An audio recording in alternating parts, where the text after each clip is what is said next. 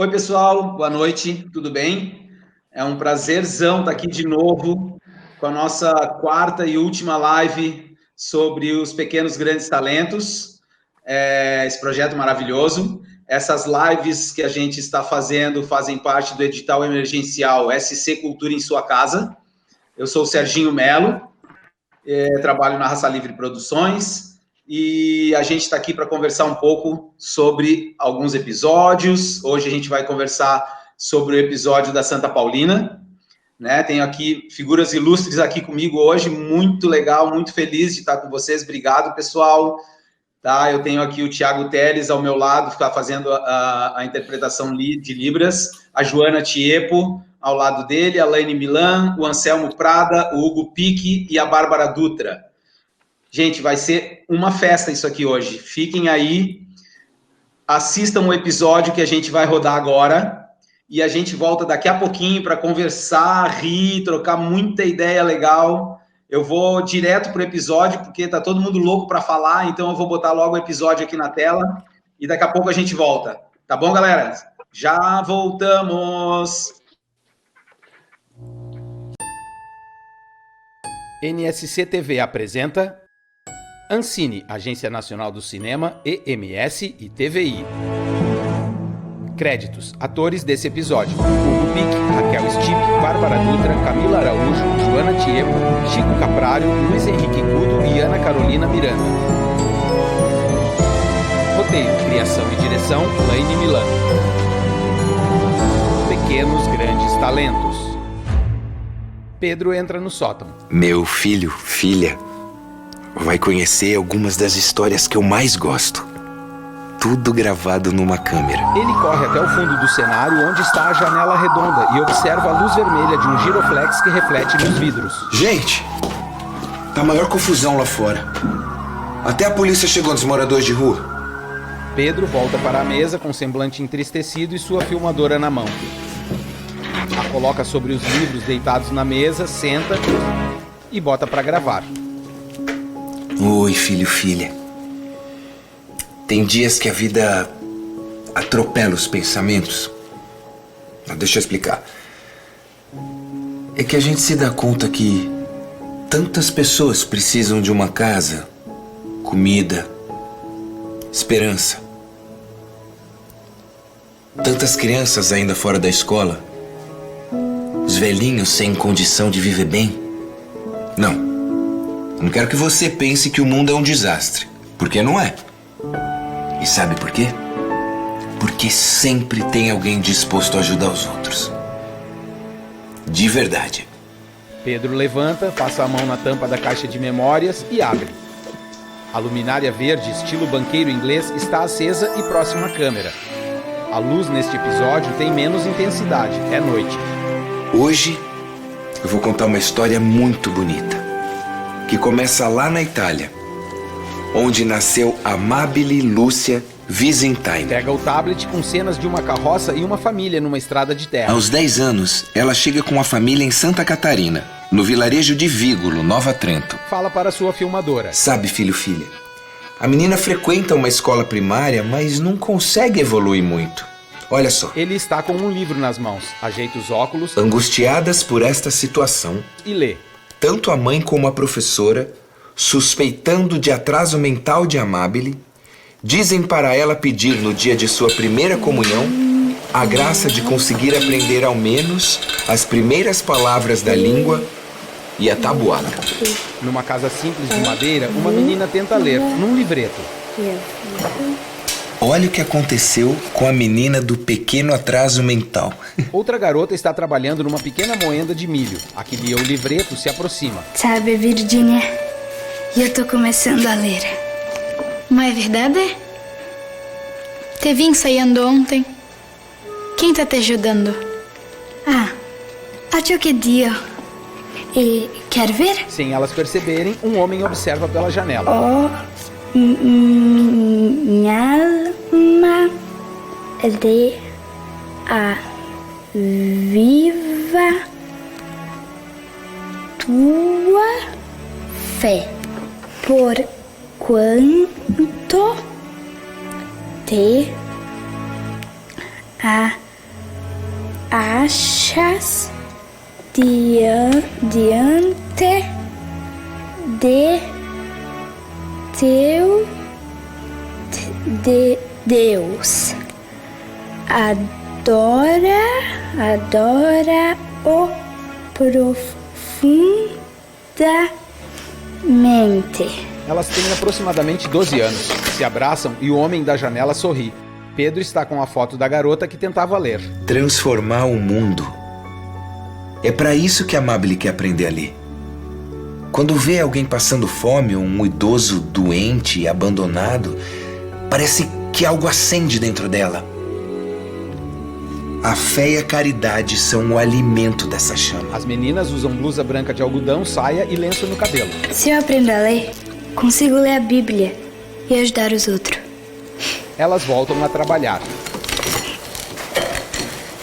Por isso, eu vou fazer a primeira comunhão. Amabile e Virgínia, com véu branco e terço nas mãos. Atrás delas, o homem da janela e uma mulher. Mas como a nossa Tosetta conseguiu fazer a comunhão?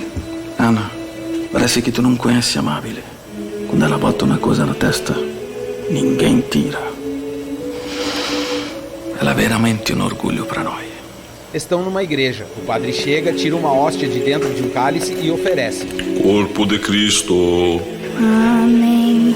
Detalhe da mão do padre colocando a hóstia na boca de Amabile.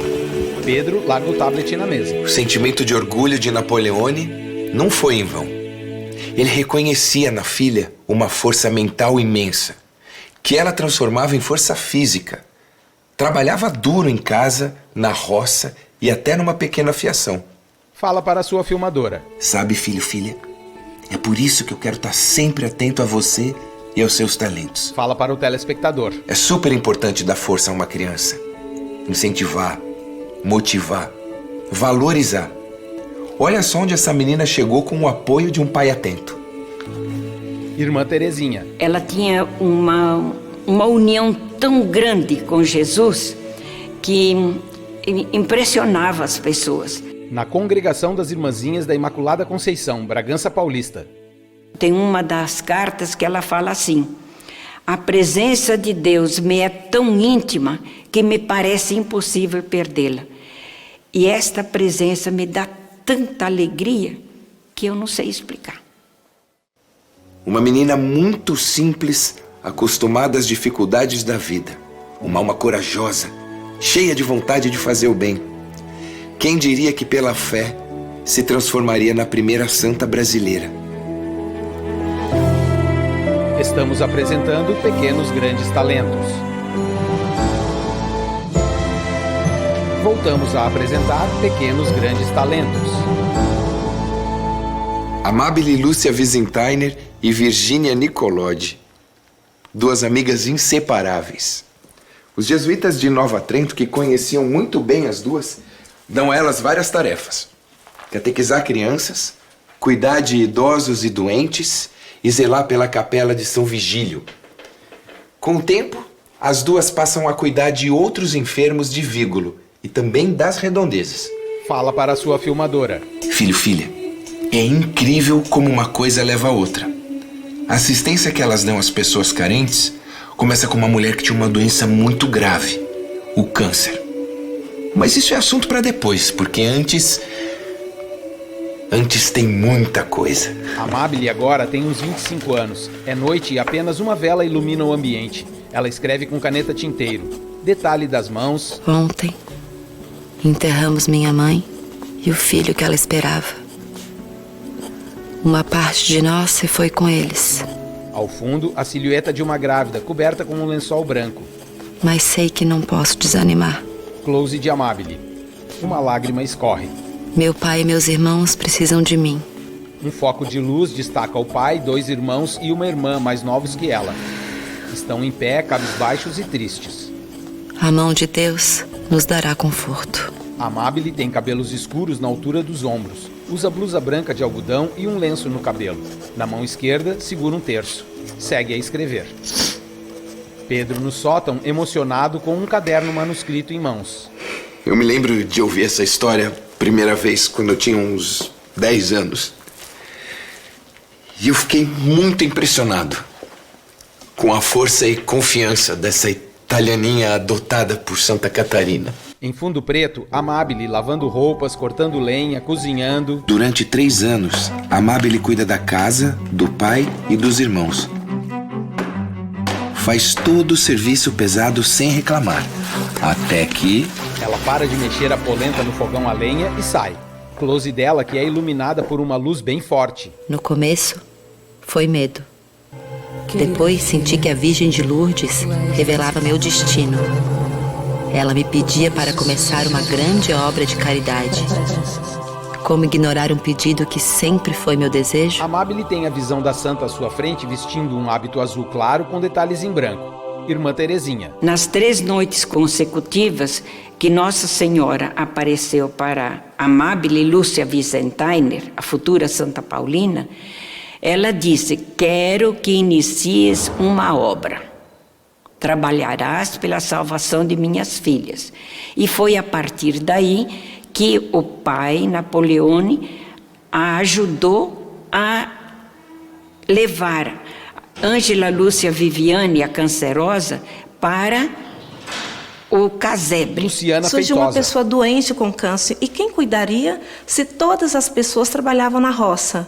Alguém precisaria cuidar. Irmã Luciana é diretora do Centro de Formação Sagrada Família, E São ela, Paulo. com esse coração muito disponível, aberto e atento à necessidade do outro, então ela e sua amiga Virgínia Rosa Nicolodi decidem cuidar dessa pessoa e então inicia a história da Congregação das Irmãzinhas da Imaculada Conceição no dia 12 de julho de 1890, num casebre num tamanho de 4x6. Amabile prega uma plaqueta, Hospedaleto.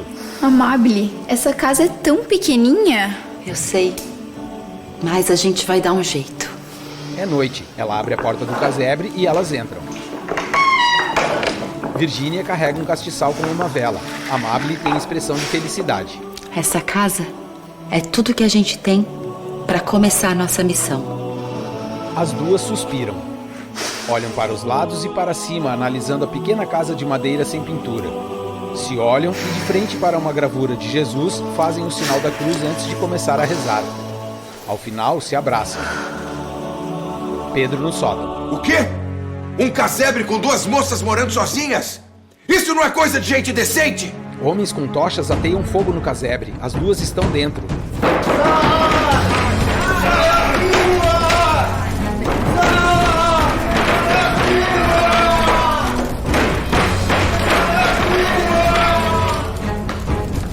Os homens vão embora e elas saem, muito assustadas. E das trevas se faz a luz. Amabile confia nos caminhos que se apresentam, porque para ela são caminhos de Deus. A partir daí, não foge dessa responsabilidade Confio que tudo será melhor. e dedica totalmente a vida aos Deus outros. está aqui. Elas se abraçam e Amabile fala segurando nas mãos de Virgínia. No sótão, sempre com pouca luz, Pedro larga um livro sobre a mesa. Tão difícil abrir mão das coisas pelos outros, né? Amabile veste um hábito tradicional, preto e branco, e segura um pequeno crucifixo pendurado em um colar. Hoje, Virgínia e eu recebemos a aprovação da congregação e a licença para fazer os votos de religiosas. Eu passo a me chamar Paulina e ela, Matilde. Ela está ajoelhada em uma igreja. Outra jovem juntou-se a nós, Teresa Ana Mauler, que agora tem o nome de Irmã Inês. Irmã Paulina? Ela para a sua reza. Assumimos com humildade nosso lugar na Igreja Católica. Que o Pai nos abençoe nessa missão. Levanta e beija a mão do padre. Sabemos que vocês vão ter muito trabalho pela frente. Crianças para catequizar, doentes que precisam ser acolhidos e cuidados. Padre Rossi, Matilde, Inês e eu sabemos que trabalho não vai faltar. Padre Rossi, nós estamos muito felizes em fazer parte dessa missão. Nada nos alegra mais do que estar onde a Santa Providência nos colocou. Sabemos que realmente é um grande desafio, mas não será maior que a nossa fé. As 3 dão as mãos. Muito bem. E assim, nasce Madre Paulina do coração agonizante de Jesus. Estamos apresentando Pequenos Grandes Talentos. Voltamos a apresentar Pequenos Grandes Talentos.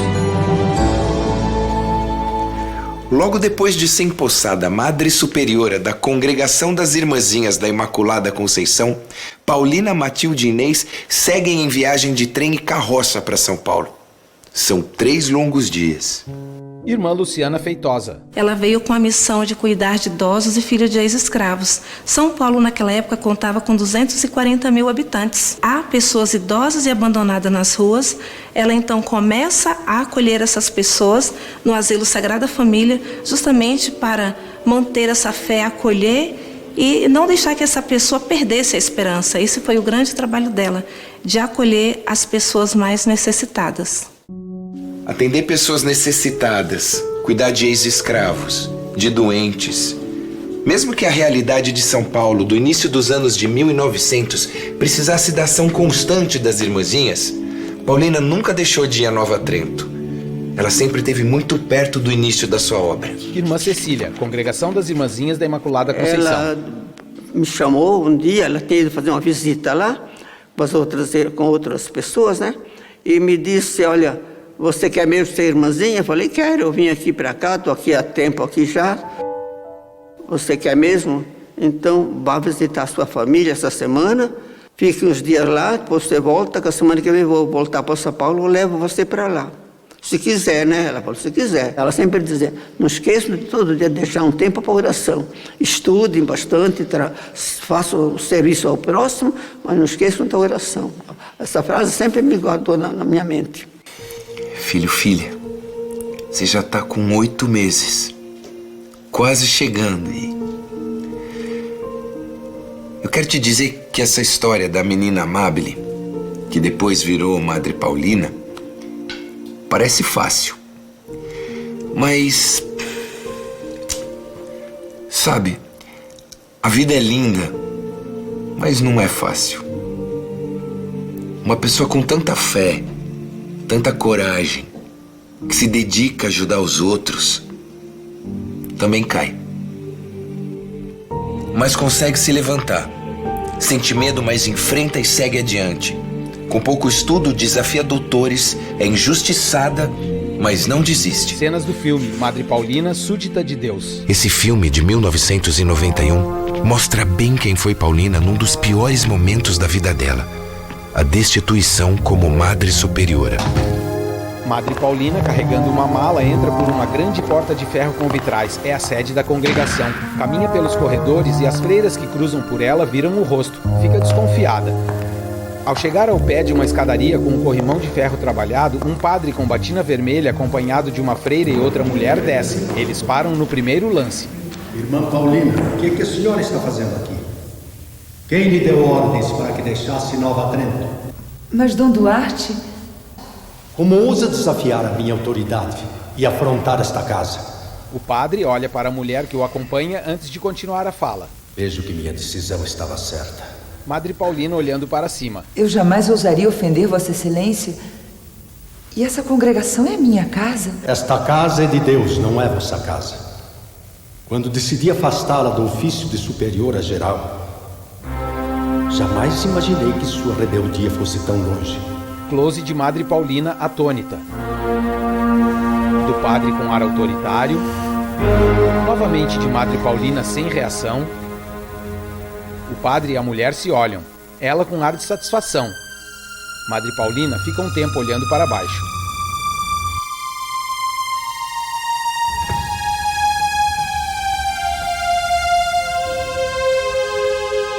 Seja convocado o primeiro capítulo geral da congregação. Seja eleita a nova superiora. Irmã Paulina, nunca mais exerça cargo de governo. Viva e morra na congregação como súdita. E ela se ajoelha ao pé da escadaria em frente a Dom Duarte. O que ela veio a passar com a deposição, somente alguém que se ajoelhou teve resistência para poder suportar esse momento de tamanha dor. Irmã Luciana Alguém Feitosa. que ficava durante 10 horas diante do Santíssimo Sacramento, em que ela até escreveu uma frase, né? Se eu não me prostrar diante de Cristo sacramentado, eu não terei forças para levar avante a minha missão e suportar o peso da cruz. Então foi uma mulher que fez realmente essa experiência de Deus. Nina de Pádua. Eu não tinha a menor ideia de quem fosse Madre Paulina, nunca tinha nem ouvido falar. Atriz. Então, ela não tinha pra mim essa importância que depois eu descobri que ela tinha. Então, eu cheguei bem tranquila e livre em relação a isso, porque eu estava indo interpretar um personagem. Ela quem interpreta a Madre Paulina no filme. Ao longo da trajetória do filme, eu fui descobrindo quem ela realmente era. Ela foi uma mártir, né? E hoje em dia, talvez sirva de exemplo para todos nós o amor que ela tinha, a fraternidade, a importância de você ajudar o outro, de você dar a mão para quem está precisando. Destituída por discordar de uma benfeitora, irmã Paulina segue no dia seguinte para Bragança Paulista. Lá trabalha na casa mais pobre da congregação. Detalhes das mãos de Madre Paulina escrevendo a lápis num papel. Sinto que essa viagem me leva, de alguma forma, para longe de minha obra. Sei também que entre mendigos, órfãos e pessoas abandonadas, preciso fortalecer meu espírito. Close dela olhando para a frente, pensativa. Estou onde a santa obediência me mandou. Enfim, Deus seja bendito em todas as coisas. Quando termina de falar, olha para a folha de papel e segue a escrever.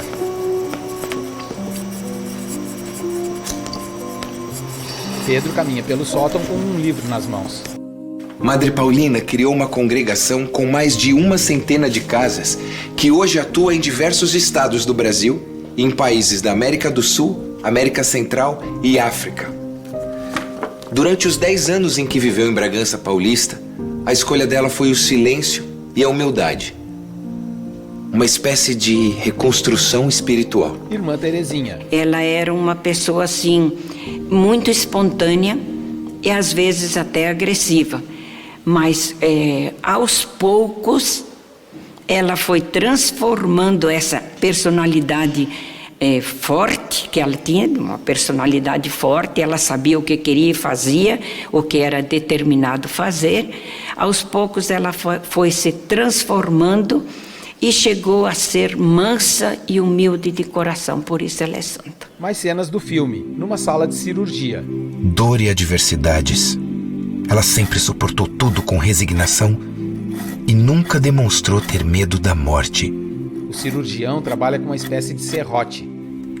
Cega e sem um braço amputado por causa de uma gangrena e de diabetes, em 9 de julho de 1942, morre Madre Paulina do coração agonizante de Jesus. Foram 76 anos, 6 meses e 24 dias.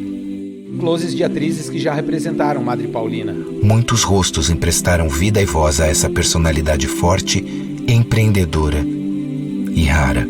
Irmã Terezinha. É a pessoa da humildade.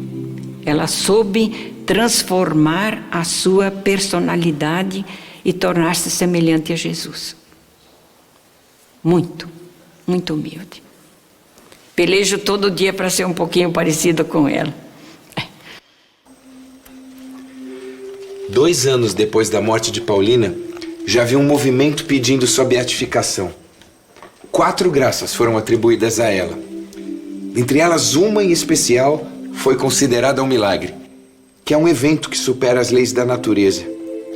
A gravidez de alto risco de Dona Heloísa Rosa de Souza. Depoimento de Heloísa. Pelas minhas contas, eu ganharia um neném. Depoimento gravado em 2018. Naquele mês de setembro. Heloísa mora em Imbituba, Santa Catarina. Eu fui ao médico no começo de setembro e o médico me disse que eu não ganharia o neném naquele mês. Ele me disse, não, esse seu neném já está morto. Eu tomei um baita susto, né? No outro dia, eu fui em mais 2 médicos aqui em Imbituba e depois eu fui um outro médico em Tubarão.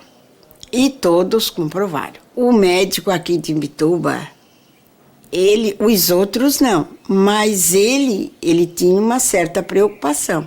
Então, ele resolveu botar na mesa para fazer uma curetagem. Então, eu entrei para o centro cirúrgico às 6h30 da manhã e só saí 11 horas da noite.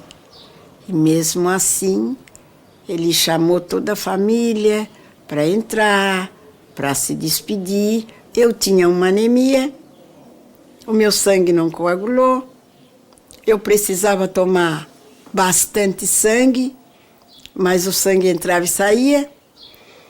E eu tive uma parada cardíaca na mesa, sem pulso, sem pressão. Heloísa está emocionada. E aí ele disse, não, esse quadro aí não tem reversão, a dona Heloísa não vai sair dessa. E aí, então, o que aconteceu? As irmãs, elas estavam pedindo a intercessão de Madre Paulina, porque ela era a madre, né? Ela é a fundadora da congregação, que elas estavam pedindo a intercessão dela e estavam recebendo. Então, o que elas fizeram? Elas colocaram uma relíquia dela no meu peito, no centro cirúrgico, e pegaram as minhas irmãs, o pessoal que estava ali pelo corredor, levaram para a Capela do Santíssimo e dobraram o joelho aquele resto de dia, a partir da hora que o médico disse que não tinha mais volta. E eu estou aqui, graças a Deus, com bastante saúde, trabalho, terminei de criar meus filhos, né? Já vi os meus bisnetos nascer. Entre as mulheres, bendita é o filho. Todos os dias eu agradeço a Deus, né? E a Santa Paulina, porque eu devo tudo isso a ela. Santa Maria, Heloísa rezando em frente a uma imagem de Santa Paulina com um terço nas mãos. Pedro, no sótão, guarda o terço na caixa de memórias. O milagre recebido por Dona Heloísa é o responsável pela beatificação de Madre Paulina em 1991. O processo defendido por Célia Cadorim segue adiante. E em 2002, o Papa João Paulo II canoniza Madre Paulina. Finalmente ela é reconhecida como a primeira santa brasileira. Imagens de e Nova Trento entra no mapa do turismo religioso como a segunda cidade que mais recebe fiéis em todo o Brasil. Joseli Pinhalzinho. Eu sou devota de Santa Paulina e eu queria muito conhecer esse lugar. É um sonho. João Todo ano eu faço essa peregrinação. Todo mês de setembro eu venho aqui e trago meus netos para participar da missa. Regina, Santa Rio Grande. Paulina é uma amiga fiel. Me atende de todas as horas que eu preciso. Eu sou devota de Nossa Senhora, eu amo Nossa Senhora e sou devota de Santa Paulina. Hoje eu vim pagar minha promessa. Viviane, graças a Deus. Minha gestação foi muito bem, ocorreu tudo bem, o parto, e sou muito grata. As pessoas que falaram seguram uma relíquia de Santa Paulina mostrando para a câmera. Pedro também. Sabe, filho, filha, a pequena Amábile se transformou numa das mulheres mais fortes que eu já ouvi falar. Nasceu pobre e sabia muito bem o que é não ter o que comer. Por isso, toda a vida percorreu o sonho de ajudar os que mais precisavam. Deixou um exemplo de caridade e justiça social quando nem se falava disso. Pedro leva um susto e corre para fechar a janela.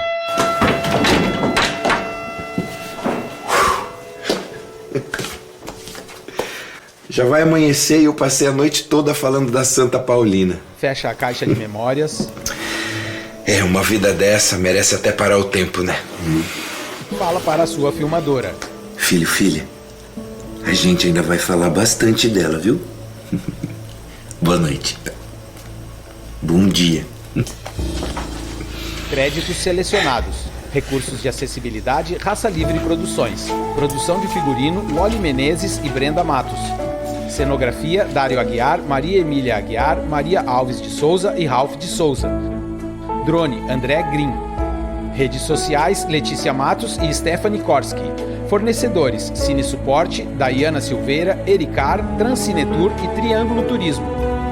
Gerente de Programação NSC TV, Anselmo Prada. Ancine, EMS e TVI. Comecinho de 91, eu escrevi esse roteiro desse primeiro filme onde a Nina de Pádua interpretava a Santa Paulina. E eu nem conhecia direito Santa Catarina ainda, tinha recém me mudado, fazia poucos meses. E a história dela sempre foi uma coisa muito emocionante. Acho que é uma história que emociona toda Santa Catarina, né, Anselmo?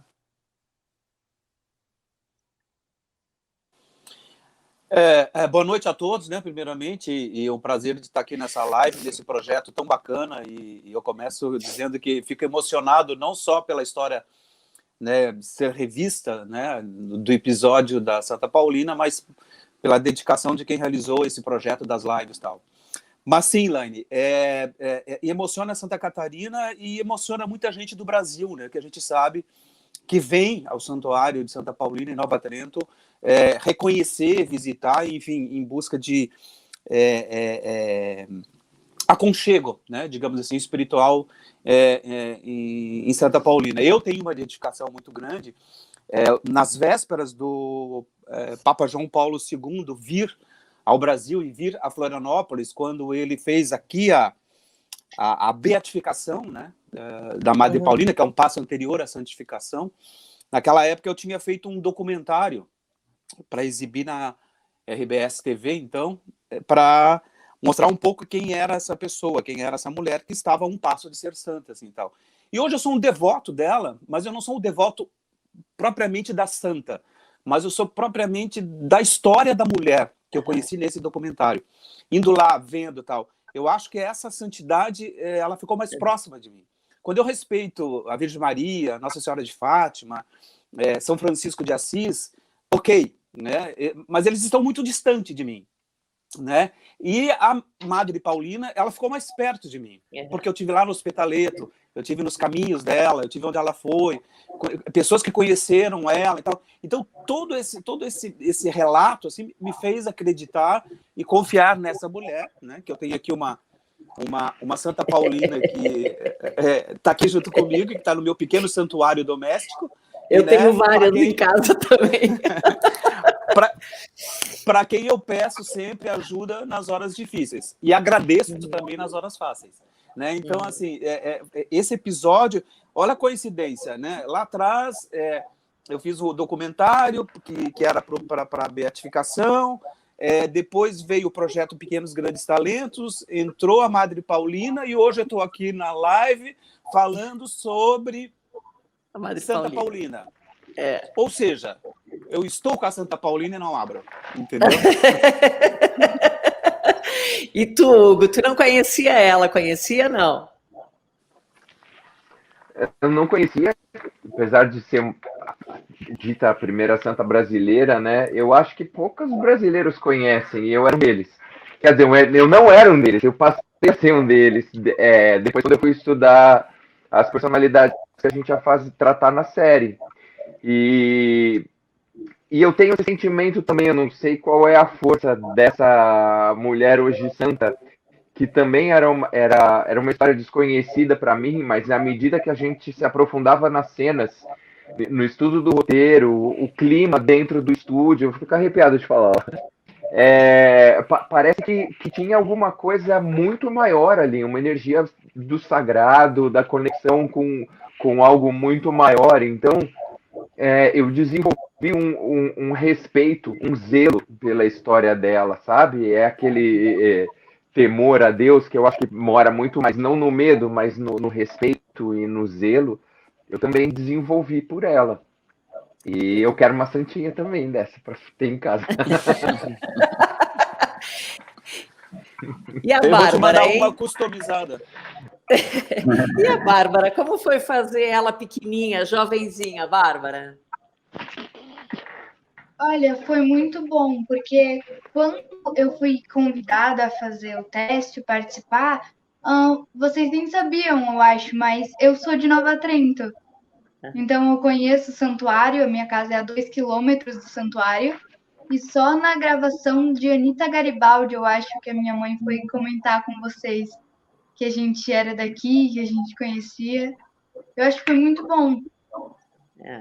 Você gosta de se ver? Você gosta de se ver nesse episódio? Eu gosto. Eu sou meio envergonhada de mim mesmo, assim, não sei, mas eu gosto muito. Legal, legal. Gente, e agora a Bruna, não fique, porque você arrebenta. É verdade. Ela está muito bem. Ela está muito bem.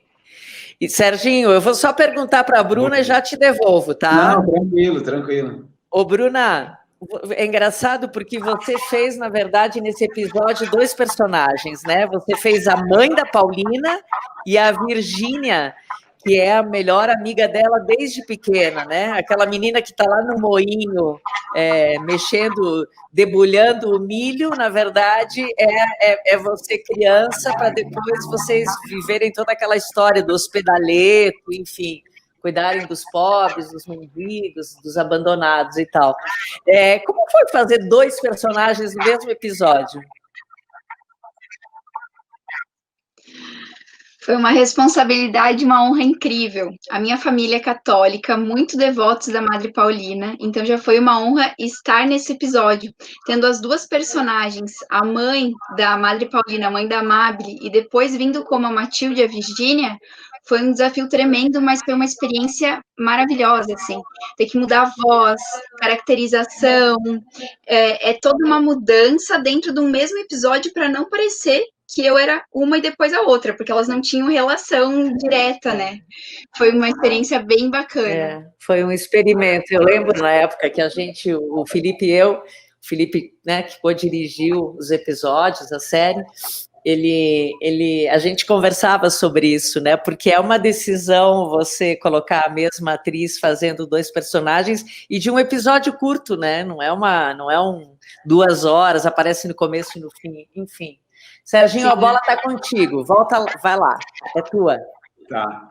Eu ia perguntar se a Joana se conhece por Bruna.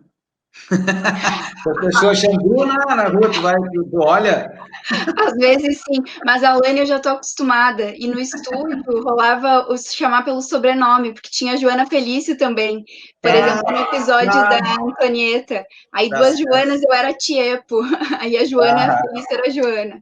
Eu respondo pelos 3 nomes, tá tudo certo. Lani, eu queria te perguntar, como é que foi essa parceria? O Anselmo está aí do teu ladinho. Como é que foi essa parceria com a emissora? Como é que aconteceu? Vocês podem dar um beijinho, assim, se cada um for pro ladinho, dá até para dar um beijinho. Não, pro outro lado, Anselmo. Pro outro lado, Anselmo. Eu ganhei. Eu beijo no Hugo, beleza. Você ganhou, fui eu. Beijo para todo mundo, vai. Beijo para todo mundo. Beijo. Eu queria saber, porque essa coisa de produção independente, né, em TVs abertas é uma coisa difícil de acontecer, essa parceria, né? Contem vocês 2 para a gente como é que andou isso tudo, como é que aconteceu a NSC sendo uma afiliada da Globo. Vocês, eu imagino que tiveram que fazer reuniões e tal. Como é que acontece essa parceria? Eu vou começar contar só a pontinha do iceberg, porque eu falei rapidamente sobre isso na primeira live e eu gostaria que o Anselmo complementasse. Pode ser, Anselmo, tudo bem? Claro, claro. Então, o Pequenos Grandes Talentos nasceu há cerca de 23, 24 anos, a primeira ideia dele. Eu fui batalhando essa ideia, lapidando, bababá. Corta. Em 2015, a gente ganhou um edital de desenvolvimento nacional e nós fizemos um pilotinho sobre o Heitor Villa-Lobos. Eu lembro que eu estava na minha outra casa, que eu mudei há pouco, e o Anselmo me ligou, porque nós temos uma parceria antiga e sempre a gente dividia direitos patrimoniais naquela primeira fase da nossa parceria, quando nem existiam leis de incentivo ainda. E aí o Anselmo me ligou porque tinha algum episódio, alguma coisa que alguém estava pedindo para exibir, e a gente normalmente se ligava ou se escrevia, né, Anselmo, dizendo, o pessoal da TV Assembleia Legislativa está querendo exibir tal, tudo bem por você? Não, tudo bem e tal. Então a gente sempre manteve essa ponte, assim, essa sintonia. E teve essa vez que ele me ligou, e aí ele, depois da gente conversar o que era de trabalho e tal, ele me falou, e aí, o que você anda fazendo e tal? Eu falei, vou rodar agora um pilotinho, inclusive o Hugo faz o Pedro, já no piloto do Heitor Villa-Lobos, e faz o pai do Heitor Villa-Lobos, o Turru. E aí comentei isso rapidamente com o Anselmo, e o Anselmo só me falou, quando ficar pronto o piloto, deixa eu ver. Eu falei, claro, vou te mandar. Mas eu fiquei muito feliz, assim, eu acho que eu nunca te falei isso, Anselmo, mas acendeu uma chama, porque eu estava há mais de 2 décadas tentando emplacar o projeto, e quando você falou isso, assim, despretensiosamente, eu falei, putz, será que, né? Será que pode rolar alguma coisa? E aí agora a bola é sua, Céu.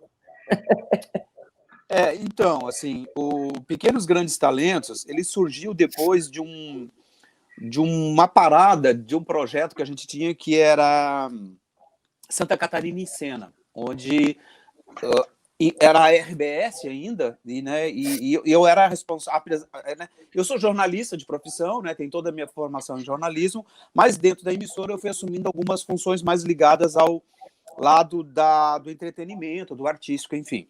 E o Santa Catarina em Cena, que tinha trabalhos, inclusive, feitos pela TVI também, como de outras produtoras e tal, teve uma lacuna. E essa lacuna, ela veio até o momento em que houve a troca da marca em Santa Catarina, da RBS para a NSC. E naquele momento, nós precisávamos fazer algo diferente que também ajudasse a marcar esse novo tempo dessa nova marca, assim. E o projeto da Laine, as conversas já vinham ali acontecendo, assim, tal. E a Laine havia me apresentado o projeto com uma visão nacional, de grandes nomes nacionais, mas como a gente era uma emissora... Vocês me desculpem que às vezes eu confundo, quando eu estou dentro, estou fora da NSC, que é o caso agora, não estou fora, mas estou falando como se estivesse lá dentro. Naquele momento... a Laine disse assim, tem esse projeto, tal. Eu falei, lindo projeto. Na hora eu me apaixonei pelo projeto, achei, mas eu acho que ele se encaixa dentro de nível regional, porque nós somos uma emissora regional. A Laine, como sempre, muito disposta, muito aberta, muito incrível. Vamos lá, adaptamos e vamos embora e tal, né? E aí vem toda uma história, assim, sabe, que tem muito a ver com a pergunta do Serginho, como é que a gente chegou. Antes de chegar no set para começar a gravar, antes de começar a gravar a parte documental, né, nós tivemos uma longa jornada, que eu chamo de uma corrida de barreira, sabe? Aquelas de Olimpíada, que você vai passando as barreiras, né? A gente teve uma corrida de obstáculos. Enfim, eu vou resumir, foram muitas tarefas, né? Foram muitos desafios que a gente foi vencendo. E um baita legado, também um grande legado que nos deixou. A partir disso, quer dizer assim, e houve uma aceitação interna do projeto da casa, da NSC, de largada, assim, todo mundo se apaixonou pelo projeto. Por quê? Pode ser esse projeto, podia ser aquele projeto, podia ser qualquer outro projeto, a gente poderia escolher e realizar, obviamente. Mas aí entra uma coisa que se chama também legado, aquilo que alguém te ofereceu como segurança de que você vai ter um trabalho qualificado no ar e que vai atender as expectativas. E isso eu tinha da TVI, eu tinha da Laine, e todos da NSC tinham da Laine, e os telespectadores e o mercado tinham. Então a gente sabia que estava apostando num projeto maravilhoso com a pessoa certa que ia entregar. E a Laine, assim, eu não quero ficar aqui tecendo elogios, porque, bom, a gente já se encontra e a Laine... porque não precisa, entendeu? Eu acho que não precisa. Mas assim, e aí a cada momento que o projeto ia acontecendo e a forma como a gente ia se comunicando, se entendendo, a facilidade, né, dessa comunicação, a interação, sabe assim, quando eu fui para São Paulo, a gente sentou para selecionar os nomes, não sei o quê, daí vamos fazer as chamadas, daí eu dizia assim, Laine, tem que ser assim, tudo bem, não sei o quê. Tinha ali um jogo de futebol só com 2 jogadores, mas que jogaram muito bem. Então a gente se entendeu. E isso eu acho que refletiu depois em toda a equipe do Pequenos Grandes Talentos. Eu acho que assim, esse afeto com que a naturalidade e a boa energia que a gente dedicou para resolver a parte burocrática, ele depois foi para a parte de produção, assim, né? Eu tive no set, acho que 2 ou 3 vezes. Coincidentemente, também no dia que estava gravando o Santa Paulina, que estava botando fogo no Hospitaleto, no futuro Hospitaleto, quer dizer, assim, de novo a Santa Paulina na minha vida, entendeu? E eu senti o clima, eu senti assim como as pessoas trabalhavam, desde o Hugo, desde o contra-regra, desde o câmera, desde o iluminador, o operador de som, a maquiadora, enfim, assim, a equipe toda era tão harmoniosa que eu achava que eu estava no céu de Santa Paulina. Entendeu? Porque se existe... que aquilo era um céu. Se existe um céu, para mim, o céu é feito assim, de arte, de gente, de cultura, de ator, de produtor, de redator. Esse é o céu que eu acho que faz bem para a alma da gente, assim, né? Eu quero ir para esse processo, também. Assim, sabe? Eu vou também, eu quero ir nesse céu aí. Numa corrida de obstáculo, um dos obstáculos é aquele obstáculo que o cara pula e depois do obstáculo tem um tanque de água que ele tem que pular além do obstáculo. Entendi. Qual foi esse obstáculo nesse processo? Talvez, Anselmo, se eu tivesse que descrever para o Serginho o que é essa água depois da corrida de obstáculos, na verdade é muito mais a ousadia e a determinação que a gente teve mesmo, a confiança que a TVI sempre depositou na RBS e hoje em dia na NSC TV, que deu essa parceria muito certo, e também na confiança que vocês tiveram, e eu vou dizer personalizada naquele momento em você, que a TVI ia entregar, porque hoje um grande problema do audiovisual, e não é só aqui no Brasil, é as emissoras terem confiança na entrega, no tal do delivery, entendeu? Imagina você tá com a grade, você que é um cara, um artista da grade, você tá com a grade, com as chamadas, com todo o comprometimento, com a mídia online, com a mídia offline, com todos os contratos, a grade já toda fragmentada, já toda vendida, e o teu produtor não entrega. Ou entrega um produto que não, tu entende? Então, assim, eu já conversei sobre isso com o Serginho, assim, na verdade, um dos gargalos, a gente sabe que tem vários, hoje em dia, as leis, enfim, mas um dos gargalos do relacionamento da emissora com o produtor independente é justamente esse, é o gargalo da confiança. Confiança. É verdade, é verdade, eu já tive outras oportunidades com outros parceiros de realizar alguns projetos e que não fluiu, apesar das dificuldades, apesar dos trâmites, que não existe trâmite para se fazer um projeto, qualquer projeto sem dificuldades. Mas eu já passei pelo desapontamento de não ter o produto entregue, entendeu? De ter que adiar e a qualidade e tal. E foi muito desagradável, porque nesse momento você fere uma série de comprometimentos que tem toda uma cadeia envolvida, assim, né? Mas a gente tinha... Mas lá com a TVI a gente tinha 100 anos de história, tinha Santa Catarina por inteiro, tinha tantos projetos, quer dizer, assim, não havia dúvidas, não havia nenhuma dúvida, assim. E é interessante também, Serginho, porque do lado da emissora, eu fui guindado a ter a responsabilidade pela entrega do projeto. Ninguém da EMS, ninguém da NSC, de nenhum escalão, parou e me cobrou algum dia como é que estava o projeto.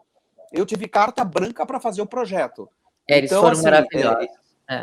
Foram maravilhosos. Então, assim, eu tinha carta branca. Se eu e a Elaine entregássemos algo ruim, a responsabilidade... E a Elaine, sempre nós falávamos isso. Putz, nós estamos com uma batata quente na mão aqui do tamanho do universo, porque se nós entregar errado, nós dois vamos para a cruz. Né? Então, assim, eu acho que... E isso não era um sacrifício, era um desafio. Né? Foi um prazer o tempo todo. Legal. Legal esse desafio vencido. Casca, que bom que você está aí, cara.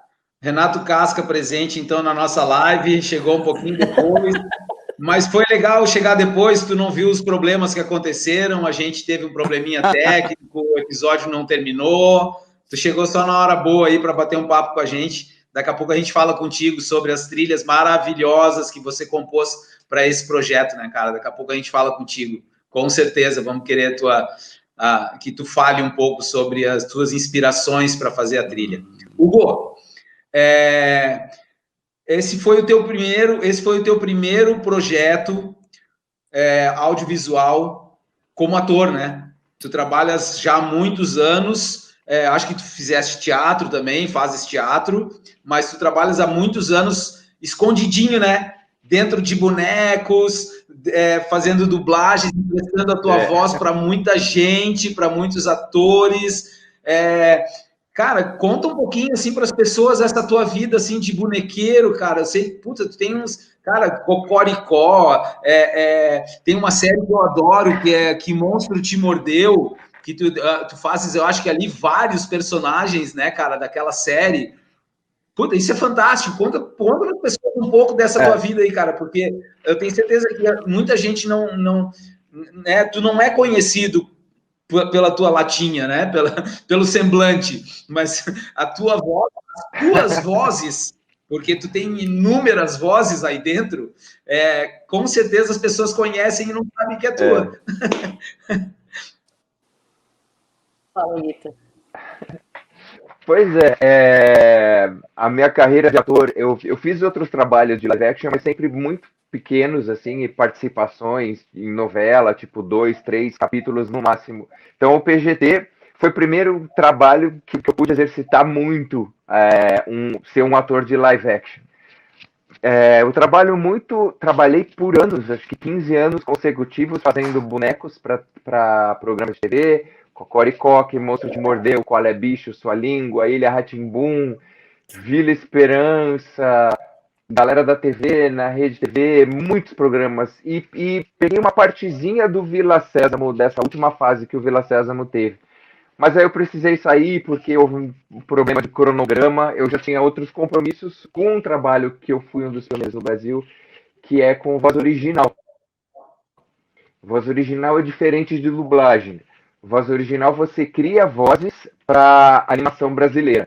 Dublagem, então, você está substituindo a voz original de uma animação estrangeira. Como a animação passou a ser feita no Brasil, com a lei de audiovisual, isso fomentou muito a produção, também se iniciou o processo de voz original no Brasil. Então, eu comecei como ator, fazendo o Sítio do Capão Amarelo, depois Irmão do Jorel, que está em produção até hoje, e logo em seguida eu virei diretor de voz. Então, hoje a minha carreira é muito baseada em voz original e locução para publicidade.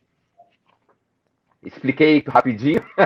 Explicou super bem. E como foi para você botar a carona lá e construir o Pedro? Fala pra gente. Eu adoro essa história.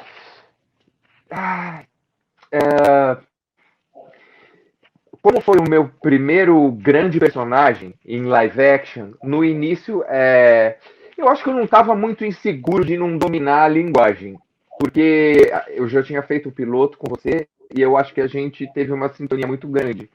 Então eu confiava que eu tinha uma rede de proteção, mas isso também não me deixava acomodado. Então, acho que a minha maior dúvida é se eu conseguiria dominar essa linguagem.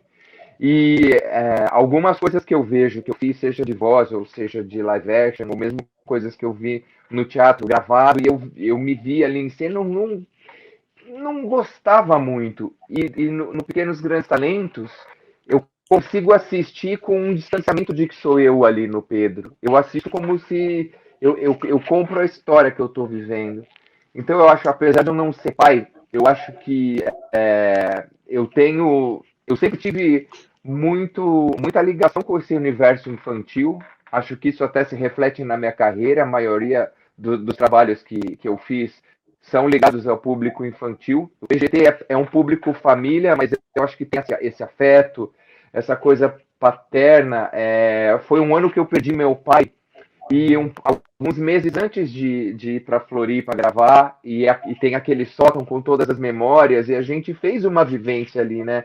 Acho que até intuitivamente a gente fazia ali, enquanto não estava a ação, o tempo que a gente estava ali naquele cenário, tinha uma coisa de eu me apropriar daquele espaço, daquelas coisas, e eu passei por uma coisa muito semelhante de recordações, resgate da memória com a minha mãe, quando a gente começou a mexer em coisas do meu pai. Tinha um escritório lá na casa dos meus pais, e a gente precisava desmontar aquele escritório com a morte do meu pai. Então, isso também me ajudou. Assim, eu usei um pouco da memória emotiva, muito da confiança do seu trabalho como diretora e do Felipe Muti, e toda a equipe em geral. Me senti muito, muito acolhido por Florianópolis inteira, na verdade, né? Eu morei um mês em Florianópolis, eu tinha uma folga por semana, mas eu me senti quase que um local ali, eu me adaptei muito bem. Foi um presente, eu fico muito grato por tudo que eu vivenciei ali. Eu acho que esse conjunto de coisas, ambiente, as pessoas, as relações, um texto muito bem escrito, um trabalho muito bem sedimentado. Tudo isso me deixou não acomodado, mas confortável para que eu desempenhasse um papel devidamente para que eu fui contratado. Legal. Eu estou encantada com o Pedro. Eu vivia falando para ele assim, ai, que saudades do Pedro, que saudades do Pedro. E ele fala, qual é? Mas é que eu adoro o Pedro. E o Hugo, nem um pouquinho. Não, o Hugo eu amo, meu amigo do coração. Mas, aliás, amigos, né? Anselmo, Serginho. Bom, o Hugo falou uma palavra assim que está super recorrente nas nossas lives, Laine, que todo mundo falou, foi um presente. Né? Agora, eu acho que eu falei, tu também vai pensar isso, né? Quanta gente falou isso, cara, que a gente falava assim, como é que foi para você fazer tal personagem, né? Nossos convidados das outras lives anteriores. E as pessoas, muitos falaram exatamente isso, foi um presente. Cara, foi um presente. Todos falaram isso, assim, e eu acho que foi um presente para todo mundo fazer esse trabalho, porque todo mundo cresceu, todo mundo aprendeu, foi um trabalho muito legal. Eu fiz a parte de direção da parte documental, né? Era uma equipe bem enxuta que a gente viajou pelo Brasil, atrás, né, com essas pessoas que a gente entrevistou para os episódios, e a gente aprendia muito, assim, né? Era eu, o Marcos Vamerlati, o Tica no som, e o André na produção, então éramos nós 4, assim, e a gente aprendia muito, e realmente é um presente, cara, é um presente. Foi um presente, acho, para todo mundo, assim. Joana, você é intérprete de Libras, você não era atriz, né? Eu nem vou pedir muito para tu começar, para tu dizer como é que tu começou, porque a gente começou junto, né?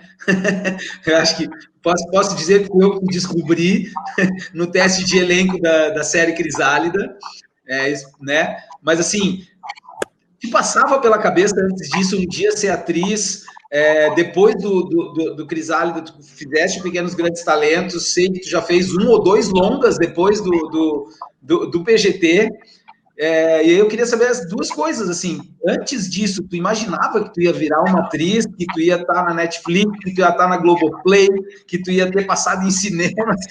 Conta um pouco isso, assim, essa sensação. Às vezes a gente faz uma coisa despretensiosamente e ela desabrocha, abre, e quando vê, tá lá fazendo coisas que a gente nunca imaginou, assim. Como é que é isso? Olha, Serginho, eu não canso de dizer para ti e para a Ali, eu sou imensamente grata a vocês por terem me descoberto, porque quando eu caí no universo da Libras, eu também não esperava ser intérprete, foi uma coisa meio de paraquedas. E aí, com a Libras, depois veio esse convite para atuar no Crisálida, e aí eu fiquei com aquele gostinho de, gostei de ser atriz, mas ao mesmo tempo eu tenho que estudar mais. Quem sabe no futuro, um futuro lá distante, surge alguma coisa novamente. E aí, pouco tempo, né, digamos assim, depois, não foi muito tempo não, eu tive o convite da Laine e da Tati, na época, para participar do PGT. Eu fiquei extremamente honrada, porque a Laine fez a preparação do Crisálida, então ela já me conhecia ali do Crisálida também, a preparação de elenco, e aí veio essa oportunidade de atuar, e foram surgindo outros trabalhos, que foi uma carreira que eu não programei, não me preparei com tanta dedicação, mas depois que foram surgindo os trabalhos, eu comecei a me aperfeiçoar, buscar cursos, porque é algo que eu vi que eu gosto, e vou usar a palavra presente, foi um presente na minha vida, realmente, assim, ter essa possibilidade de atuar, ser muitas pessoas em uma só, e representar pessoas tão incríveis, que tiveram um papel tão importante na nossa sociedade, que realmente existiram, eu acho que é uma responsabilidade ainda maior, porque você tem que estudar, realmente aquela pessoa já viveu, então você tem que se basear realmente nela. Claro que quando a gente entra em um outro personagem da ficção, por exemplo, no Crisálida, ou no longa que eu fiz também da Fabi, a gente tem um certo orientação de como é o personagem, mas a gente acaba colocando alguns pontos, e quando você faz faz, alguém que já viveu, você não tem essa possibilidade de acrescentar, você realmente segue uma linha, né? Então é uma experiência bem, bem bacana mesmo. Foi incrível ter essas profissões aí. E, gente, estou aqui, manda jobs, quem quiser me contratar. Quais papéis você fizeste no PGT? Quem é que tu lembra? Foi tantos. Eu fiz participações menores. O maior foi realmente no Santa Paulina, que eu fiz a Ana Wiesenthiner, que é a mãe da Amabile, depois a Virgínia, que se tornou a Matilde. No Antonieta de Barros, eu fiz uma das alunas da Antonieta, junto com a Joana e toda a galera, e participei do Lindolf Bell, como uma das convidadas da família, no jantar. E no Cruz e Souza eu fiz a professora do Cruz e Souza, a prof. do Lucas, que está aí na live, eu vi alguns comentários já também. Só gente bacana trabalhando junto. Foram 4 episódios no PGT. Em compensação, o Casca participou dos 12, né, Casquinha? Fala um pouco para a gente, Casca. Fala um pouquinho para a gente sobre essa maravilha que você criou. A trilha de abertura do Pequenos Grandes Talentos é uma obra. Teu microfone está mutado, Casca. Teu microfone está mutado. Continua mutado. Esses caras que trabalham com som, vou te contar, né? O microfone, Casquinha. Aí! Não? Acho que agora vai. Casca.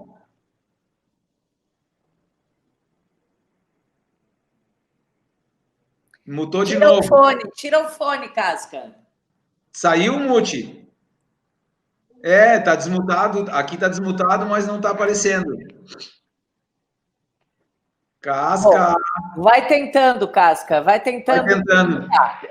Enquanto isso, tenta falar sem fone. Ele mutou de novo. Tira o fone. Tira o fone. Tira o fone. Tira o fone. Fala direto do telefone. Faz sem fone. Já tá sem fone? Tá sem fone. E agora? Não tem som. Tá. Então vamos para a nossa querida Bárbara. Bárbara, fala para a gente como é que você chegou na gente. O que você fazia antes de fazer o Pequenos Grandes Talentos? Bom, eu trabalho com cinema desde os meus 6 anos. De 5 para 6 anos, eu fui chamada para fazer meu primeiro curta-metragem, que foi com a Vanessa Sandri, no filme Nuvem. Antes disso, eu fazia fotos. A minha mãe me colocou para fazer fotos com 2 aninhos. Porque, segundo ela, eu era muito assim, eu fazia pose o tempo todo, sabe? Aí ela achou legal me colocar. Eu comecei a trabalhar mesmo com 4 anos, eu comecei a fazer foto. E com 5 para 6 anos, eu comecei a fazer filmes. Aí, até vocês me chamarem para fazer essa participação incrível, eu acredito que eu tenha feito uns 13 ou 14 filmes. Uau! E comerciais e fotos eu fiz bastante também. E você pretende seguir isso ou você vai fazer veterinária? Eu gostaria muito de continuar com isso. Agora, eu acho que de trabalho em vídeo, assim, o Pequenos Grandes Talentos foi o meu último, porque eu coloquei aparelho. Então, acabou que não é mais muito contratado para isso com aparelho. Final desse ano ou início do ano que vem é para tirar, e eu quero voltar a fazer, que é uma coisa que eu gosto muito, entendeu? Fez parte da minha vida desde muito pequena. E não me imagino continuar sem isso, sabe? Legal, E tem alguém da tua família que faz, que é ator, que é das artes? Ou você é a primeira da família a ir para esse lado? Eu sou a primeira. Porque é normal, Elaine, muitas vezes as crianças, elas elas começam a trabalhar assim porque tem alguém na família, né? Muitas vezes músico, artista, assim, né? Muitas vezes os pais incentivam, tem o tio, tem alguém. Legal, bem diferente, assim. Que bom que você foi para isso e não virou uma simples blogueirinha daquelas que ensinam a pintar a unha de cor-de-rosa com estrelinha, né? Já é um avanço. Anselmo, faz uma pergunta a você para quem você quiser fazer. Vai lá. É que eu estou mutado aqui. Desmutou. Desmutou. Mutou de novo. Na verdade, você mutou agora. Você estava desmutado. E o Casca? O Casca voltou. Eu tô aqui. Então vamos deixar o Anselmo para daqui a pouco. Que ele está mutado lá, está tentando desmutar. Casca, fala pra gente, cara. Da onde... Vergonha, Casca.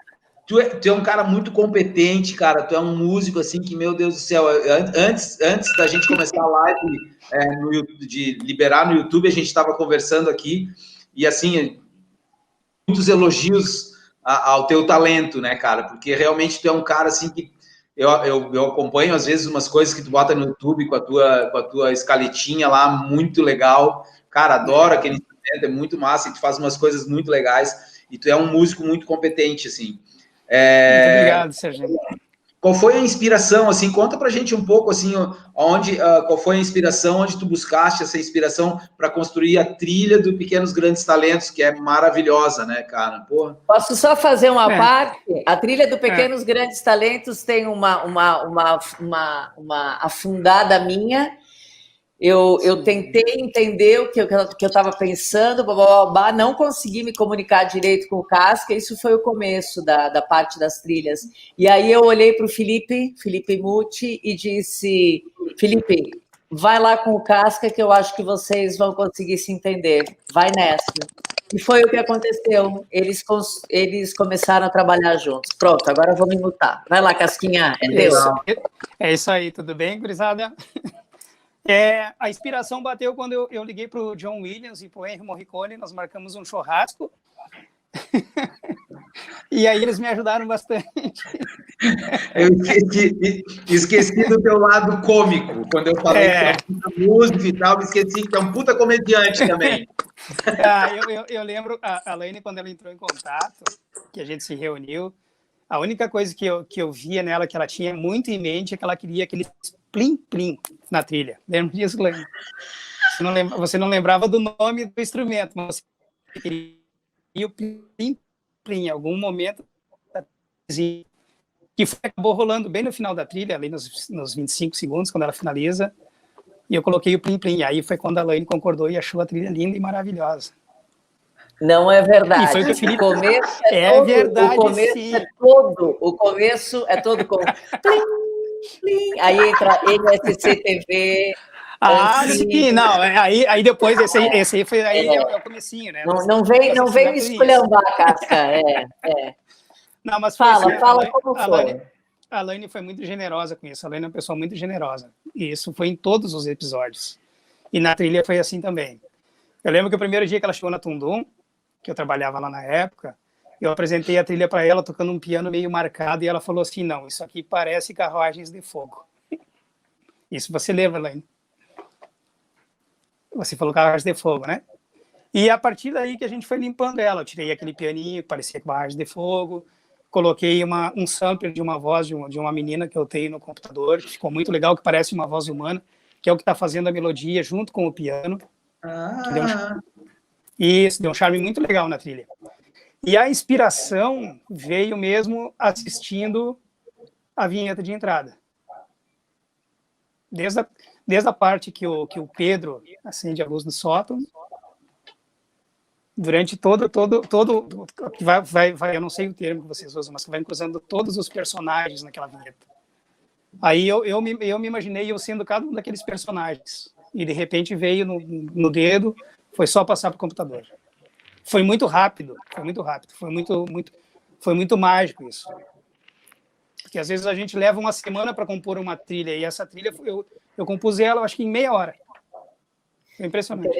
Interessante, o Carlos Zoega estava falando outro dia, ele fez alguns personagens, como o pai da Zilda Arnes e o pai do Dom Paulo, enfim, que era o mesmo pai, né?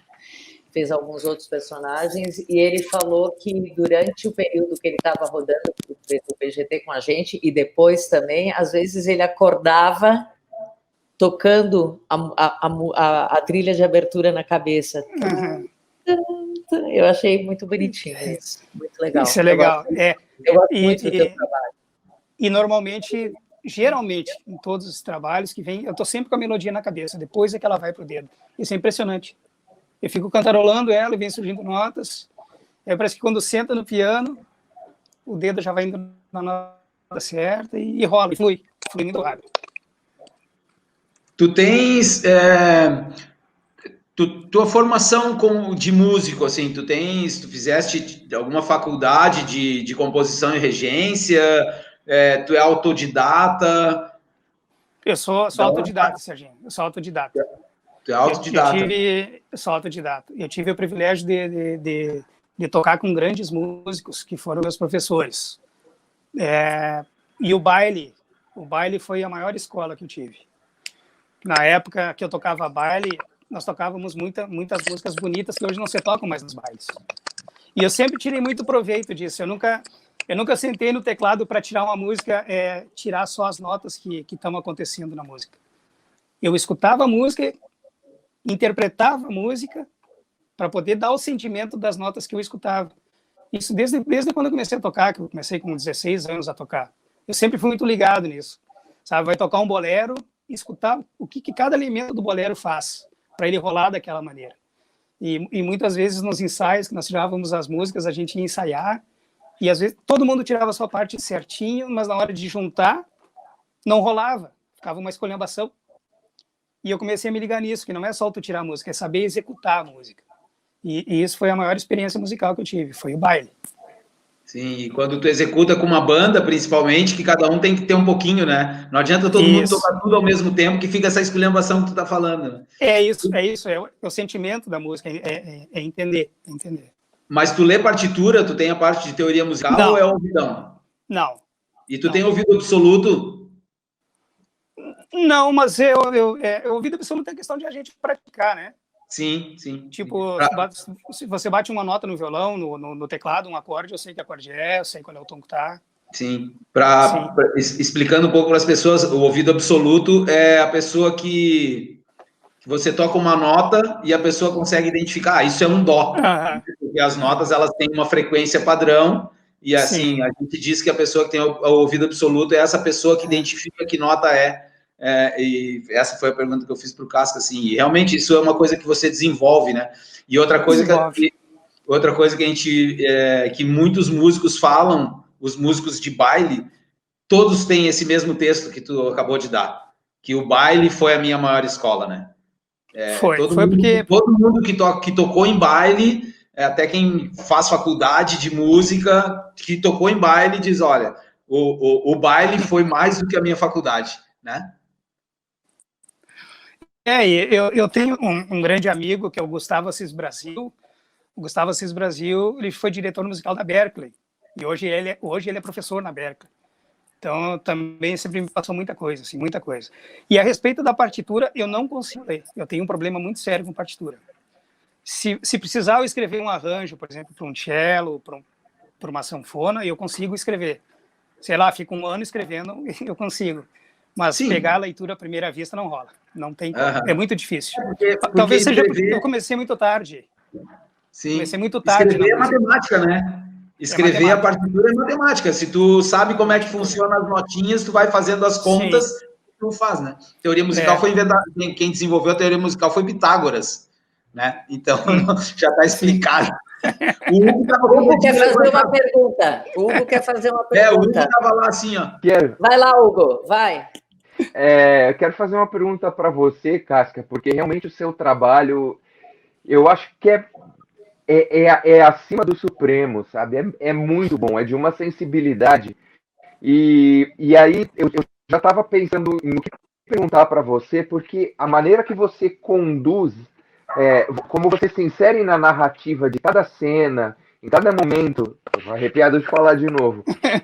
E aí eu fiquei pensando, isso é uma coisa que vem do baile, como você falou, porque aí eu fiquei tentando associar quando você está numa peça de teatro e você sente a temperatura do público. E aí é isso, de você sentindo a temperatura do público no baile, aí você sente a temperatura da cena, que não tem trilha sonora e nenhum efeito, e aí você é exímio e muito assertivo no que você faz. Eu queria que você explicasse, porque realmente é de ficar de queixo caído. Ainda mais sabendo que você não sabe teoria musical. Está falando da edição de som, das entradas e saídas da trilha. Sim, obrigado, viu, Hugo? E vou te dizer que eu estava com saudade de ti e do Pedro, né? Porque durante muitas semanas nós somos muito amigos. O meu melhor amigo foi o Pedro.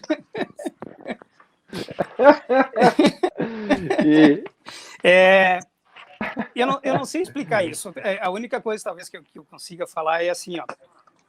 Quando eu coloco a cena na minha frente, no monitor, eu me sinto como se eu fosse o personagem. Eu não vou conseguir compor a trilha. Por exemplo, a Lene chegar, eu preciso de uma trilha assim, assim, assim. Vai rolar, mas não vai rolar como se tiver o monitor na minha frente com o personagem ali. Eu sinto a emoção. Eu choro compondo. Eu choro, tem muita composição que eu choro. Como foi no episódio da Madre Paulina. Eu chorei várias vezes, porque eu não conhecia a história da Madre Paulina. Eu conhecia... Falando da Madre Paulina, eu vi um dia, né, Elaine? A gente foi lá, e era o episódio da Madre Paulina, que tinha algum ajuste para fazer, e você fez na minha frente ali. Eu já fiquei de boca aberta agora, eu lembrei. É mesmo? Você vai... A gente sentava fora disso. A gente sentava e, não, Casquinha, aqui vamos limpar, tá, né? Vamos limpar isso aqui, vamos subir. E aí às vezes eu dizia, eu acho que aqui precisa de um preenchimento. E ele fazia na hora, entendeu? Isso, exatamente. Eu lembro dessa cena. Estava fazendo os cantos gregorianos, né? Que até o Hugo achou que eram vozes de verdade, que não eram samplers que estavam sendo feitos, né? E era tudo sampler. Olha, assim, gente, tá todo mundo aqui com a Santa Paulina. Eu adoro música. Amo piano, eu amo tudo. Mas o que eu mais amo é compor. Eu sou apaixonado por isso que eu faço. Eu amo isso. E como eu sou muito emotivo também, esses episódios que são mais emotivos, fica mais fácil de compor. O episódio do Pato já foi mais... É o mais simples, né, pela questão musical, porque criar essa linguagem pop rock, surf music, é simples, 2, 3 acordes, uma guitarrinha, uma bateria, funciona, né? Mas o lance emotivo, que precisa de mais nota, mais sensibilidade, que é mais difícil, para mim acaba se tornando muito mais fácil, porque eu sou muito emotivo. Conhecido também como Chorão, é isso, né? Chorão. Somos dois, os chorões. É bem isso, né? Da água, né? Porque a música ela vai penetrando igual água o que você faz. Assim. Eu já tô quase chorando. Parabéns. Vamos voltar, Serginho, para a pergunta do Anselmo. Anselmo, entra aí na roda, coloca alguma questão, faz alguma pergunta, entra com a gente em alguma coisa.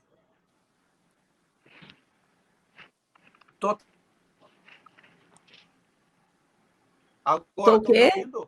Sim. Estão me ouvindo? Sim. Eu consegui desmutar. Isso é uma novidade. Isso é uma novidade também. O Anselmo consegue desmutar seu microfone. O seguinte, eu quero fazer uma pergunta para o Serginho. Da parte documental, Serginho, né, que a gente teve uma parte muito relevante do projeto que foi documental, né? Teve todo o set, toda a dramaturgia, mas teve toda a parte documental. Como é que você se inseriu nesse trabalho? Porque quando você vai para o documental, é mais fidedigno, né? É quase que um trabalho de você checar os fatos, né? É um trabalho jornalístico importante ali. Como é que foi esse trabalho para você?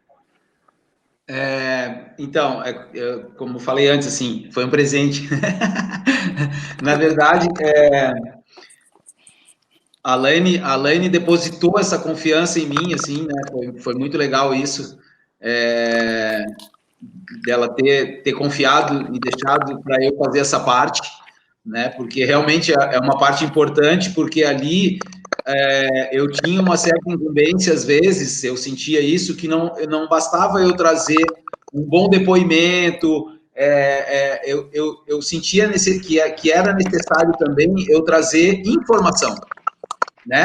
Às vezes, aqueles depoimentos que a gente ia colher serviam também como uma informação a mais, ou fazia, eu sentia isso, que eu poderia trazer com que a Laine ficasse mais confiante, apesar de que eu sei que ela pesquisou muito e sabia tudo sobre todos os personagens, todas as personalidades, né? Mas eu sentia que aquilo também eu podia trazer essa confiança para ela, de que realmente era aquilo. Então, assim, a gente trocava ideias, né, Laine, antes das minhas viagens, antes da gente sair, a gente trocava as ideias, o que a gente ia perguntar, o que era importante eu trazer para cada episódio, né, desses depoimentos, e muito vai acontecendo, tu sabe disso também, porque tu, como jornalista, eu não sou jornalista, mas fui ao longo do tempo desenvolvendo um pouco desse feeling de você levar essa entrevista, porque não é aquela entrevista de repórter, né, que tu fica com o microfone, pergunta, responde, tu tem que ir sentindo aonde a pessoa está indo na resposta dela e você vai encaminhando para o que você quer que ela responda, né, o que você precisa que ela traga para aquele depoimento, né? Eu acho que isso é bastante importante quando tu vai captar esse tipo de depoimento. Por exemplo, tinha pessoas ali que a gente tinha que trazer uma certa emoção. Então, tu tem que, quando você vai entrevistar essas pessoas, você tem que ter um pouco de feeling para puxar esse depoimento mais emotivo ou mais vibrante, dependendo do que o assunto que você está citando. Tem uma coisa que eu faço, eu continuo fazendo isso, assim, eu gosto, para mim é um trabalho é um dos que eu mais gosto de fazer, uma equipe pequena a captar depoimentos, não uma entrevista, né, mas documentário, esse tipo de depoimento, adoro fazer isso. Inclusive, agora fiz 2 viagens fazendo documentário para um cliente e eram depoimentos nesse sentido, assim, e é uma coisa que eu sempre faço, ou que eu nunca faço, é conversar com a pessoa antes de começar a gravar. Eu acho isso de extrema importância.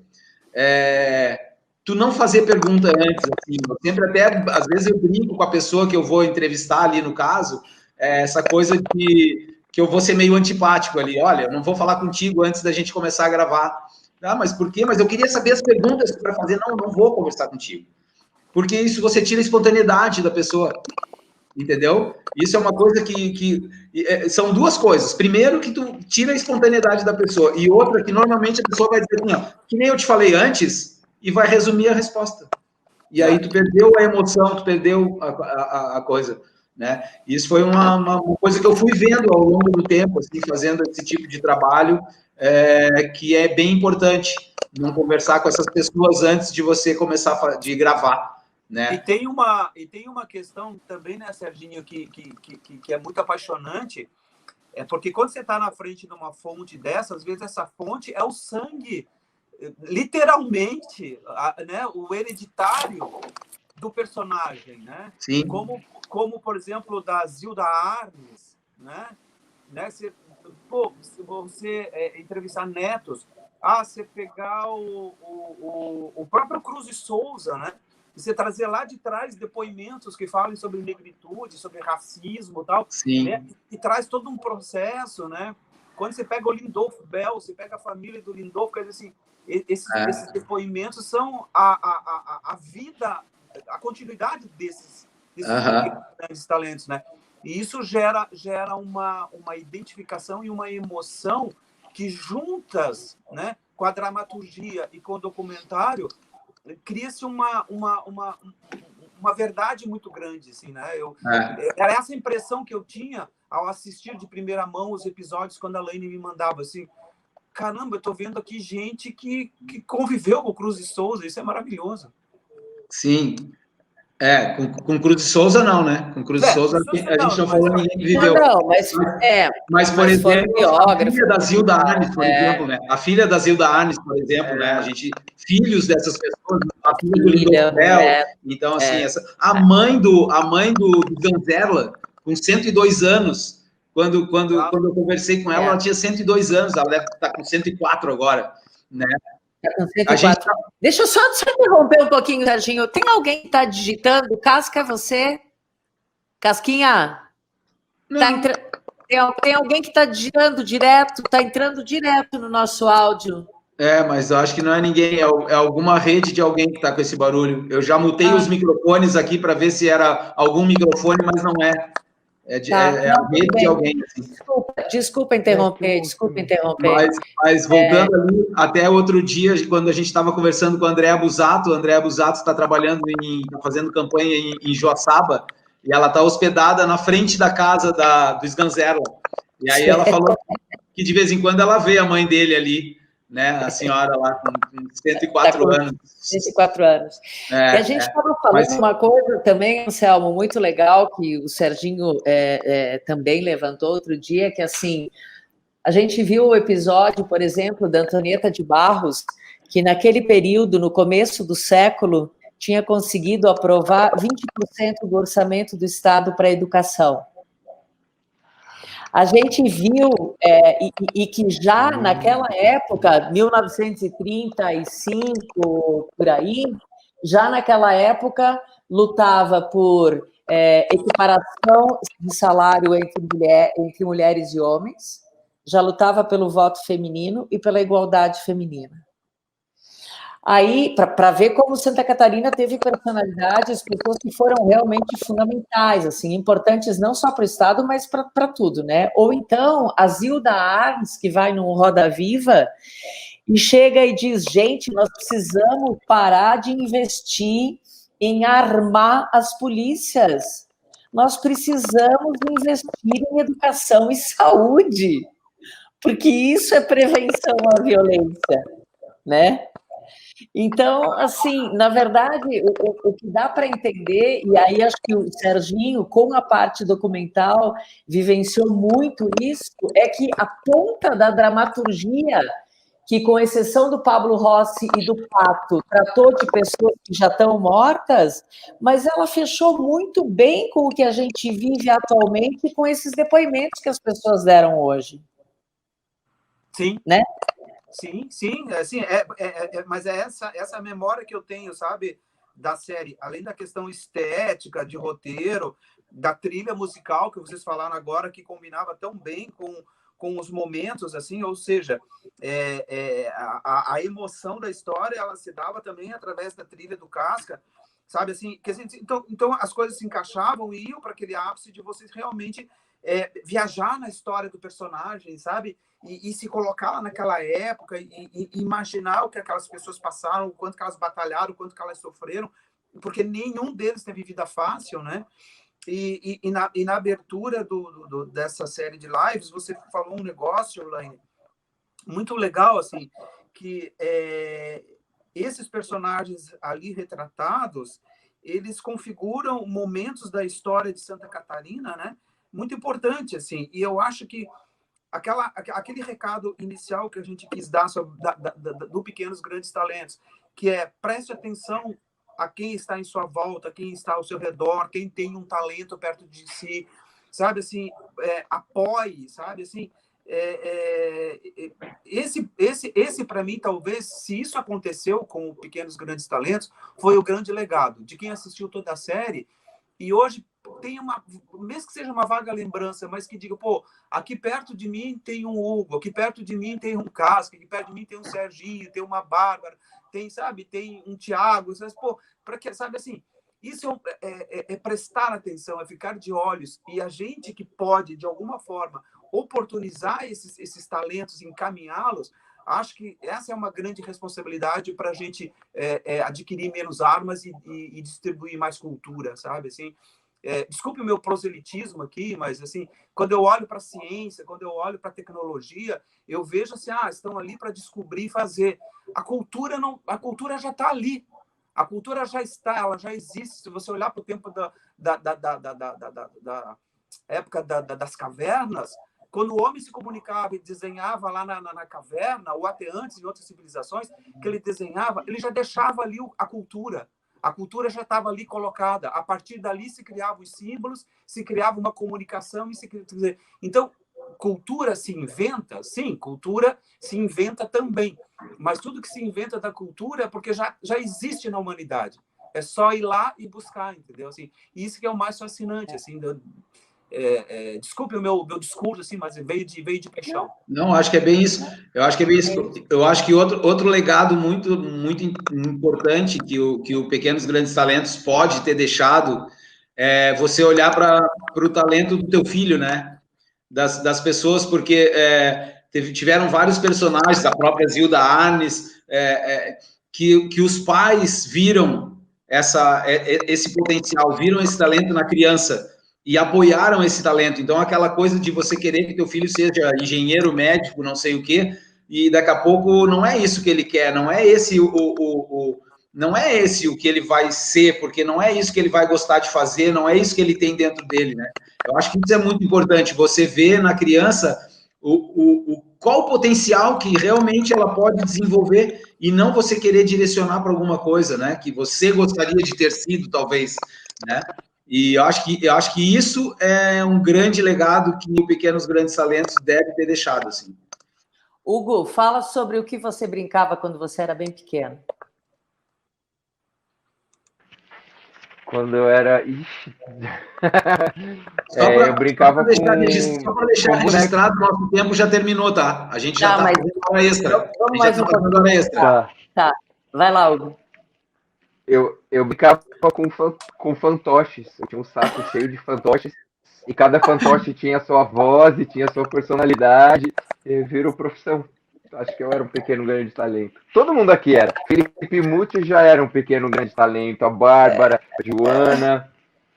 Todo mundo. E tem outro elemento também que é tão bonito isso que vocês falam agora do futuro, né?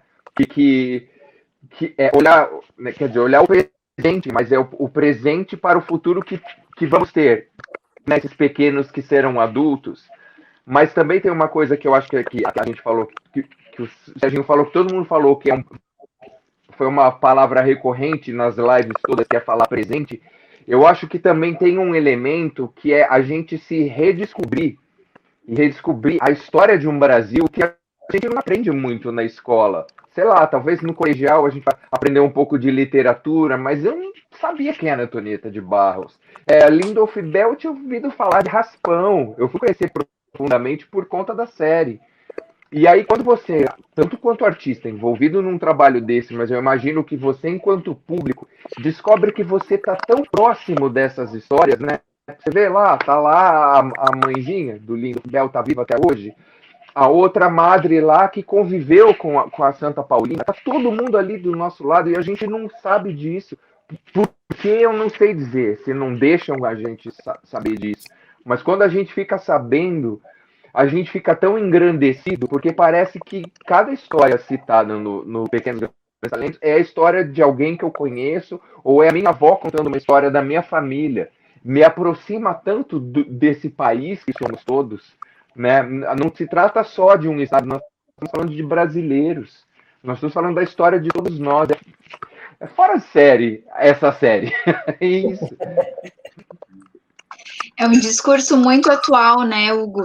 Eu trabalho em escola e quando foi transmitido na NSC o PGT, muitos professores, Joana, como é que eu consigo esse material? Porque a gente precisa passar isso para os alunos. Olha que complemento que vai dar para a aula de história. Aí agora tem a possibilidade de assistirem através do opa, a língua enrolou, do Globoplay. E a gente consegue falar em Libras, aí o Thiago troca. A gente consegue fazer com que as crianças tenham acesso a esse conteúdo, que às vezes é passado de raspão e de uma forma tão dinâmica, leve, de se ver a vida dessas pessoas, né? Que foi nacional, né? Assim, como eu tinha essa representatividade da TV Globo aqui em Santa Catarina, e ia lá para os encontros e para os fóruns de discussão, e quando apresentava o case do PGT, junto com os próprios cases da Globo, e que, assim, quer dizer assim, tem esse mérito também de uma produção, de um projeto regional, porque ele é um projeto regional, né? Apesar de ter a mão de pessoas que trabalham em nível nacional, mas ele é um projeto focado no regional, e o reconhecimento que a gente teve enquanto emissora, enquanto Estado, enquanto estar executando um projeto desse, é uma coisa que de grandes dimensões, assim, de todos os momentos, assim, que eu fiquei 5 anos na programação da TV Globo e aqui, assim, os 2 momentos mais significativos que eu tive de reconhecimento lá na TV Globo por realização de projeto, infelizmente, foi uma grande tragédia, que foi o acidente da Chapecoense, do avião da Chapecoense, e o programa que a gente fez no sábado à noite. Depois de uma semana de tragédia, eu pedi para derrubar o Zorra Total, porque não tinha nada a ver aquele humor escrachado do Zorra naquele momento, e fizemos a toque de caixa, um programa sobre o que tinha sido a tragédia da Chapecoense.